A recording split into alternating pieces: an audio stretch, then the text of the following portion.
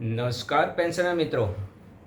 ગુજરાત રાજ્ય સરકારની સેવામાંથી સેવાનિવૃત્ત થયેલ પેન્શનરોના પ્રશ્નો અને તેના પ્રત્યુત્તર આ શ્રેણી હેઠળ આપણે યુટ્યુબના માધ્યમથી મળતા રહીએ છીએ. શ્રેણીના 104મા એપિસોડમાં મિત્રો આજે વિશેષ ઉપક્રમ. આમ તો આપ સૌ હવે નિયમિતપણે એ બાબતથી માહિતગાર છો કે માસના છેલ્લા દિવસે તો આપણે મળીએ જ છીએ. વચ્ચે કોઈ વિશેષ કંઈ જાણકારી હોય તો મળીએ છીએ, અન્યથા માસનો છેલ્લો દિવસ એ એવો દિવસ છે કે ત્યાર પછીનો માસનો પહેલો દિવસ એટલે કે પહેલી તારીખ આપણા જે પૂરો થયેલો માસ છે એ પેન્શન જમા થવા માટેનું તારીખ છે, એટલા માટે માસના છેલ્લા દિવસે મળીએ છીએ.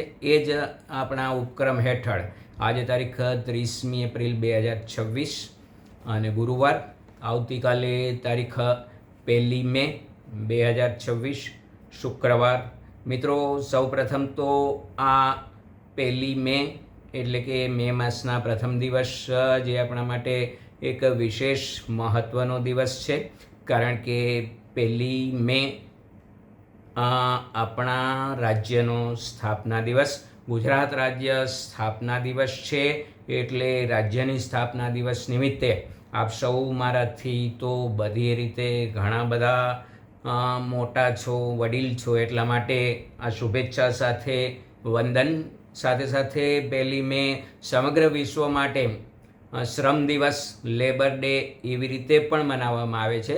અને એક રીતે આપણે પણ એવી જ આપણી પણ એક પદવી એવી હોઈ શકે. સ્વાભાવિક છે, શ્રમનો પ્રકાર અલગ, પણ આપણે પણ સરકાર સાથે આ રીતે જોડાયેલા હતા, એટલે આપણા માટે પણ આપણો દિવસ આવતીકાલનો છે. એ દિવસની શુભેચ્છા સાથે શરૂઆત કરીએ તો સૌથી પહેલી વાત મિત્રો કે આવતીકાલે જે આપનું પેન્શન જમા થવાનું છે એની ગણતરી આ મુજબ કરવી છે. મૂળ પેન્શનની માહિતી આપના પીપીઓ નંબર, પીપીઓ બુક અથવા તો આપને મળેલું વાર્ષિક પ્રમાણપત્ર, જેમાં પણ ઉપરની બાજુએ તમારું મૂળ પેન્શન લખેલું હોય.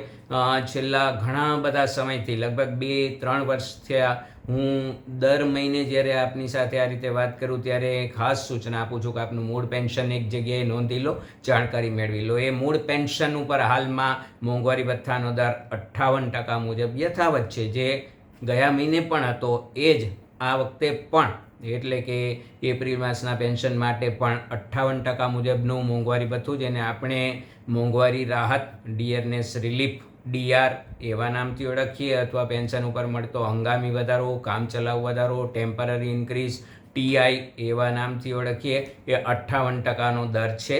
અને મેડિકલ એલાઉન્સ જો લેતા હો તો ઘણા બધા, લગભગ મોટાભાગના પેન્શનર મિત્રો દર માસે મળતું મેડિકલ એલાઉન્સ, તબીબી ભથ્થું પોતાના પેન્શન સાથે મેળવવાનો વિકલ્પ આપેલો હોય છે. એટલે એવા પેન્શનર મિત્રોને 1000 રૂપિયા મેડિકલ એલાઉન્સ, આ ત્રણેય રકમનો જે સરવાળો આવે તે કુલ પેન્શન હશે. એમાંથી તમારા માસિક પેન્શનમાંથી વસૂલ થતો કોમ્યુટેશન, જેને આપણે પેન્શન પર લીધેલી લોન અથવા પેન્શનનું મૂડીકૃત રૂપાંતર, પેન્શનનું રોકડમાં રૂપાંતર, એવા કોઈ પણ નામથી ઓળખીએ, એનો જો માસિક હપ્તાની વસૂલાત ચાલુ હશે તો એટલી રકમ બાદ કરો. એટલી રકમ તમારું આ એપ્રિલ માસનું મળવાપાત્ર થતું, જે આવતીકાલે જમા થશે, તે ચોખ્ખું પેન્શન હશે. આ પેન્શનની રકમમાં ગયા માસ કરતાં બીજો કોઈ પણ, બધા પેન્શનરો માટે બીજો કોઈ ફેરફાર નથી. કોઈ એવા પેન્શનરો હોય કે જેનું આ ગત માસ દરમિયાન કોમ્યુટેશનની કપાત પૂર્ણ થતી હોય, અથવા કુટુંબ પેન્શનર હોય તો નીચા દરે કુટુંબ પેન્શન શરૂ થતું હોય, અથવા ગયા માસમાં કોઈ પેન્શન સુધારણા થયેલું હોય, એને કારણે પેન્શન સુધારણાને કારણે પેન્શનમાં વધારો થયેલો હોય, એનો તફાવત ચૂકવવાનો થતો હોય, એવા કોઈ કારણો હોય, અથવા તો ઉંમર આધારિત વધારાનું પેન્શન આ એપ્રિલ 2026ના માસથી શરૂ થવાનું હોય, એવા કિસ્સામાં ફેરફાર હશે. અન્યથા બધા પેન્શનરોનું જે 2 એપ્રિલ 2026ના રોજ જમા થયેલું પેન્શન જેટલું હતું એટલું જ આવતીકાલે 1લી મે 2026ના રોજ પણ એટલું જ પેન્શન જમા થશે. એક ફેરફાર આવો હશે, જો તમે ફેબ્રુઆરી અથવા 10મી માર્ચ સુધીમાં તમારા પેન્શન સાથે મળતું તબીબી ભથ્થા, તબીબી જે સારવારના ખર્ચના બિલ ભરપાઈ કરો છો અથવા તો તબીબી ભથ્થું મેળવો છો, એમાં જો તમે વિકલ્પમાં બદલાવ કરેલો હશે, ફેબ્રુઆરી માસમાં આ બદલાવ માટેનો વિકલ્પ આપેલો હશે, તો એની અસર આ એપ્રિલ માસના પેન્શનમાં થશે. જો તમે મેડિકલ એલાઉન્સ બંધ કરવા માટેનો વિકલ્પ આપેલો હશે તો તબીબી ભથ્થું 1000 રૂપિયા ઘટતા તમારા માસિક પેન્શનમાં 1000 રૂપિયા ઓછા થશે. અથવા તો તબીબી ભથ્થું હવેથી તમે સ્વીકારવાનું વિકલ્પ આપેલો હશે ફેબ્રુઆરી માસમાં અથવા ગત 10મી માર્ચ સુધીમાં, તો આ 1000 રૂપિયા મેડિકલ એલાઉન્સ વધીને આવશે. એ ચકાસણી જે લોકોએ આવો વિકલ્પ આપી અને પોતાનું આ જે તબીબી સારવાર અંગેનું જે લાભ છે એમાં ફેરફાર કરેલો હોય, તો એવા પેન્શનર મિત્રોએ ખાસ પોતાના પેન્શનની ચકાસણી કરી લેવી કે મેં જે કંઈ વિકલ્પ આપેલો છે એની અસર આવી ગઈ છે કે કેમ. એટલા પૂરતું ફેરફાર હશે. અન્યથા 2 માર્ચ એપ્રિલના રોજ જે પેન્શન જમા થયેલું એટલું જ પેન્શન આવતીકાલે 1 મેના રોજ જમા થશે મિત્રો. તો આ હતી માસિક પેન્શનના સંદર્ભમાં ચર્ચા. ત્યાર પછી આવતીકાલથી આપણે જાણીએ છીએ કે આપણું મહાપર્વ, પેન્શનરો માટેનું મહાપર્વ એટલે આપણી જે વાર્ષિક હયાતી ખરાઈ કરવા માટેનો સમય આવતીકાલ 1 તારીખથી શરૂ થવા જઈ રહ્યો છે. 3 માસ સુધી ચાલશે. એ મારા અગાઉના જે વિડીયો છે 103 નંબરના વિડીયોમાં મેં વિગતવાર માહિતી આપણા વાર્ષિક હયાતી ખરાઈ બાબતે મેં આપેલી છે. તો એમાં જે કંઈ માહિતી આપેલી છે એ મુજબની કાર્યવાહી આપણા વાર્ષિક હયાતી ખરાઈ કરવા માટે કાર્યવાહી હાથ ધરવી, એવી એક માહિતી તમારી સુધી પહોંચાડવી છે. વિદેશમાં વસતા પેન્શનર મિત્રોએ વાર્ષિક હયાતી ખરાઈ કરવા માટે બહુ ઝડપથી હું આ અંગેની વિશેષ સૂચનાનો વિડીયો તૈયાર કરી અને મૂકીશ વિદેશમાં વસતા પેન્શનર મિત્રો માટે. અલબત્ત એમાં પણ નવી કોઈ સૂચનાઓ નથી, આમ છતાં પણ આપને યાદી સ્વરૂપે એ અંગેની વ્યવસ્થિત માહિતી રજૂ કરતો એક વિડીયો તમારી સુધી પહોંચાડીશ જે વિદેશમાં વસે છે એવા પેન્શનર મિત્રો માટે. જી સિરીઝ કર્મયોગી સ્વાસ્થ્ય સુરક્ષા યોજનાની જે સરકારશ્રીની જે યોજના છે એ યોજના હેઠળ જે આપણે અગાઉ વાત કરેલી છે કે જે લોકોને અગાઉ આયુષ્માન યોજના હેઠળના કોઈ પણ જે મા અમૃતમ યોજના હેઠળના કાર્ડ હતા અને 3 વર્ષ પૂર્ણ થવાને કારણે આ કાર્ડ એક્ટિવ નથી, એવા પેન્શનર મિત્રોને પહેલાં એક્ટિવ કરાવી અને પછી રદ કરવા માટેની કાર્યવાહી કરવાની થાય. પરંતુ આ માટે જે આવકની મર્યાદા હોય એ આવકની મર્યાદા જે લોકો વટાવી ચૂકેલા છે એમને આ નવા કાર્ડ પહેલાં જૂના રદ નથી થતા, એને કારણે જી સિરીઝનું કાર્ડ નીકળી નથી શકતું. એના માટેની રજૂઆત કરેલી છે મિત્રો. હજી પણ થોડી રાહ જોવી જોઈશે. બહુ ઝડપથી એનું સોલ્યુશન આવી જશે, ત્યાં સુધી રાહ જોવી. તો આટલી મને લાગે છે કે પેન્શનના સંદર્ભમાં વિશેષ જાણકારી તમારી સુધી પહોંચાડવાની હતી. આવકવેરા બાબતે જે લોકો આવકવેરાને પાત્ર થાય છે એટલે કે જેમની કુલ વાર્ષિક સંભવિત આવક, જે આ વર્ષ ગયું વર્ષ 25-26નું વર્ષ પૂર્ણ થયેલું છે, 26-27ના વર્ષ માટે જો કુલ આવક તમારી પેન્શનની આવક સમગ્ર વર્ષ દરમિયાન 12,75,000 કરતાં વધારે થાય તો તે અંગેની માહિતી તમારે તિજોરી કચેરીને આપવાની છે.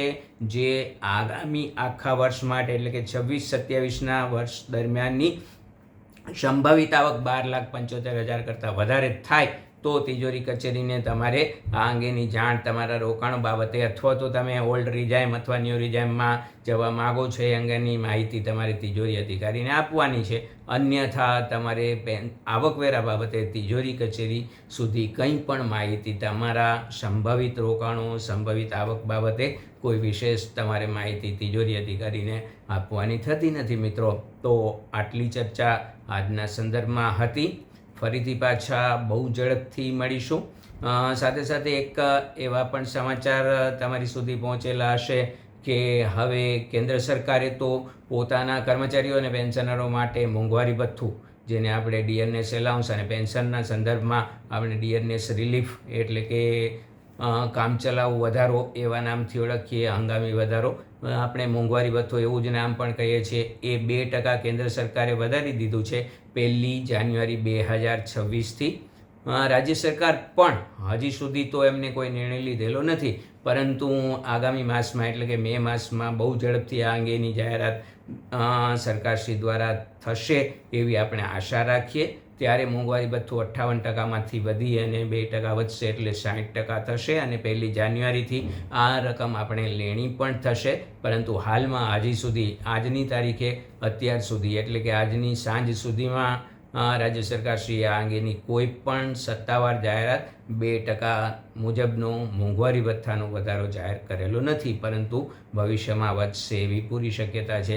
બીજા એક સંદેશ તમારી સુધી એવો પણ પહોંચતો હશે કે આદરણીય નાણામંત્રી શ્રી, ભારત સરકારના નાણામંત્રી શ્રીએ એવી જાહેરાત કરેલી છે કે જે કોરોના સમયનું એટલે કે 2019થી શરૂ કરીને એટલે કે 20ની શરૂઆત, 20નું આખું વર્ષ અને 21ના પ્રથમ 6 માસ, એવી રીતે કુલ 18 માસનું આપણું જે મોંઘવારી ભથ્થું સ્થગિત કરેલું, મોંઘવારી ભથ્થાનો વધારો સ્થગિત કરેલો હતો, એ વધારો હવે આ સમયનો એટલે 18 માસનો જે તફાવતની રકમ ચૂકવવા માટે કેન્દ્ર સરકાર સંમત થઈ છે એવા સંદેશ તમારી સુધી પહોંચેલા હશે મિત્રો.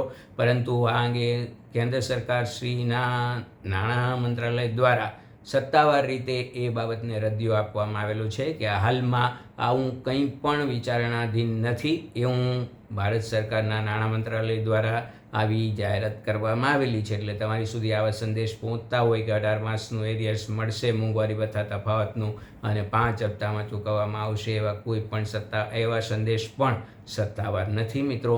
તો મને લાગે છે કે આનાથી વિશેષ જાણકારી અદ્યતન હવે હાલ પૂરતી તો નથી. તો આપની પાસેથી રજા લઉં એ પહેલાં ખુશ રહો, આનંદમય બની રહો અને આપનું શેષ જીવન ઈશ્વર પરાયણ વ્યતીત થાય એ માટે લાખ શુભેચ્છા. મિત્રો, પેન્શનના સંદર્ભમાં આપના કોઈ પણ પ્રશ્નો હોય, મૂંઝવણ હોય, મુશ્કેલી હોય તો એના માટે આપ મારા મોબાઈલ નંબર 9824486667 9824488667 ઉપર આપને યોગ્ય લાગે તે સમયે સંપર્ક સાધી શકો છો. મારાથી શક્ય હશે એટલા જે કંઈ આપના પ્રશ્નો હશે એમની વિગતવાર સમજૂતી માહિતી આપની સુધી પહોંચાડીશ. તો એટલી ખાતરી સાથે વિરમું, રજા લઉં. અસ્તુ.